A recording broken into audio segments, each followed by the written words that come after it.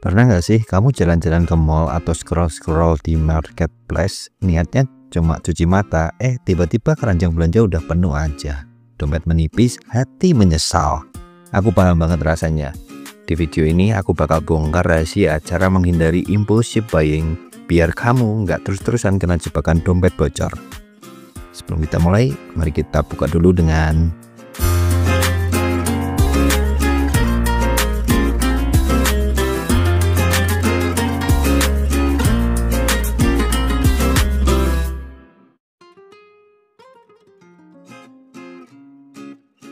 kamu tahu nggak, impulsive buying itu sering terjadi karena kita nggak sadar sama pemicu emosional di sekitar kita.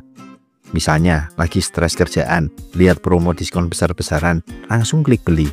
Bahkan, kadang kita cuma butuh distraksi sebentar buat ngilangin rasa bosan atau kesepian, tapi akhirnya malah belanja barang yang nggak penting. Ini kayak jebakan psikologis yang sengaja diciptakan oleh iklan dan promosi. Aku pernah ngalamin sendiri. Waktu itu, lagi suntuk di rumah. Buka aplikasi belanja cuma iseng-iseng sih, tapi tiba-tiba muncul notifikasi flash sale. Aku langsung ngerasa ini kesempatan langka nih, dan tanpa pikir panjang langsung check out. Padahal barang yang dibeli cuma jadi pajangan di rumah. Makanya penting banget buat kenali emosi yang mendorong kita belanja. Nah, aku punya trik nih. Coba setiap kali kamu mau beli sesuatu, tanya ke diri sendiri, apakah aku butuh ini atau cuma mau ini? Dengan satu pertanyaan ini aja, kamu udah bisa rem keinginan sesaat. Kalau jawabannya mau, langsung deh tutup aplikasi atau tinggalkan toko, dijamin dompetmu aman. Mau tahu cara lebih jitu buat ngerem godaan diskon? Tonton terus ya, aku bakal kasih tip praktis berikutnya yang bikin dompetmu aman.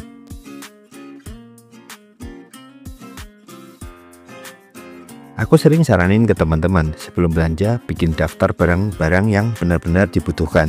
Bukan cuma daftar, tapi jadikan itu peta harta karunmu. Kalau nggak ada di daftar, berarti nggak perlu dibeli. Aku pernah coba ini pas ke supermarket dan hasilnya luar biasa. Tetap aja sih, istri itu yang kalap. Niatnya cuma beli satu barang, pulang-pulang 10 barang. Makanya penting banget buat kita tuh untuk ngobrol dulu sebelum berangkat ke supermarket ya sama keluarga. Kalau nggak didukung sama keluarga ya akan percuma. Jadi kasih tahu keluarga dengan baik. Selain bikin daftar, pastikan juga kamu mereview daftar itu sebelum keluar rumah atau buka aplikasi belanja. Kenapa? Karena kadang kita suka nambah-nambahin barang pas sudah di tempat. Ya kayak istri tadi. Aku pernah bawa daftar belanja tapi begitu sampai toko, ya, daftar belanja itu nggak kepake. Nah, makanya sangat penting untuk memberitahu istri tujuan dan niat kita tuh apa, ngerem supaya nggak impulsive buying. Kalau perlu, buat batasan anggaran di awal. Misalnya, bawa uang tunai secukupnya aja atau batasi saldo di e-wallet. Ini efektif banget biar kita nggak belanja di luar rencana. Pernah suatu kali, aku coba trik ini dan berhasil pulang tanpa rasa bersalah. Jangan lupa jadikan daftar belanja sebagai pengingat tujuan utama. Tulis dengan jelas alasan kenapa barang itu penting. Misalnya, sabun mandi habis atau bahan makanan untuk seminggu. Dengan begitu, setiap kali godaan muncul, kamu bisa balik lagi ke daftar dan ingat alasan awal. Masih penasaran gimana biar nggak tergoda promo beli 2 gratis 1?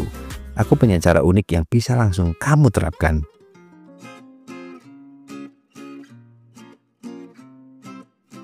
Kalau kamu kepengen beli sesuatu, coba tunda 24 jam sebelum memutuskan. Kenapa? Karena rasa impulsif itu biasanya cuma bertahan sebentar. Aku pernah kepengen banget beli sepatu yang lagi viral, tapi aku tahan 24 jam.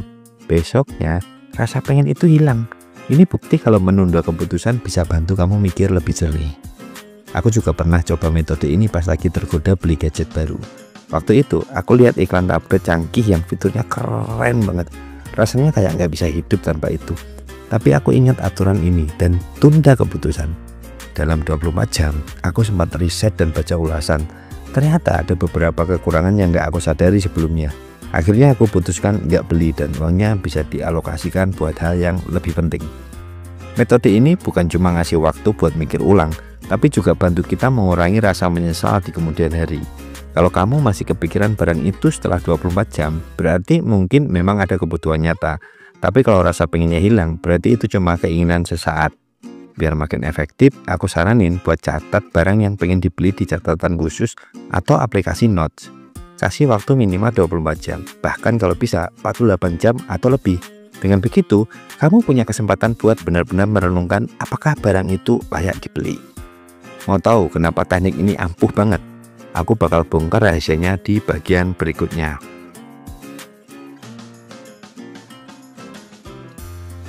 Aku paham kok, ngelihat gadget terbaru atau baju keren itu bikin ngiler. Tapi kalau uangnya habis buat hal yang nggak esensial, nanti pas butuh bayar tagihan malah bingung. Makanya aku selalu ngajak teman-teman buat pisahin antara kebutuhan dan keinginan. Coba deh bikin tabel sederhana. Kolom kebutuhan di kiri, keinginan di kanan. Fokus di kolom kiri dulu. Masih belum yakin cara ini berhasil? Simak cerita nyata aku tentang gagal beli barang impulsif dan gimana itu menyelamatkan keuangan aku.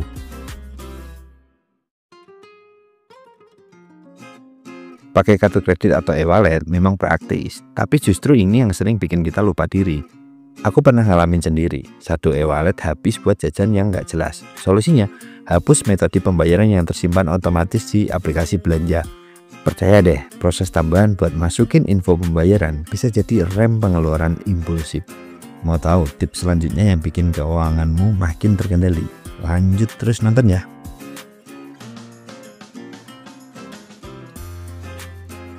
Kadang belanja impulsif itu cuma pelarian dari stres. Aku dulu juga gitu. Tapi sekarang kalau lagi stres, aku alihkan dengan olahraga ringan atau jalan-jalan di taman atau ya bikin video kayak gini, ngonten-ngonten seharian penuh. Lupa deh pengen belanja. Hasilnya tuh pikiran lebih segar tanpa harus ngeluarin uang. Masih banyak sih sebenarnya trik simple tapi powerful yang bisa kamu coba. Jangan skip bagian terakhir ini karena aku akan kasih bonus tips spesial. Nah, itu dia cara-cara menghindari impulsif buying yang udah terbukti ampuh. Ingat, yang penting adalah kesadaran dan kebiasaan kecil yang dibangun secara konsisten. Kalau kamu suka tips-tips ini, jangan lupa like, share, dan subscribe channel ini ya. Tulis juga di kolom komentar trik mana yang paling cocok buat kamu. Sampai ketemu di video berikutnya. Stay smart dan jaga dompetmu tetap aman. Mari kita tutup dengan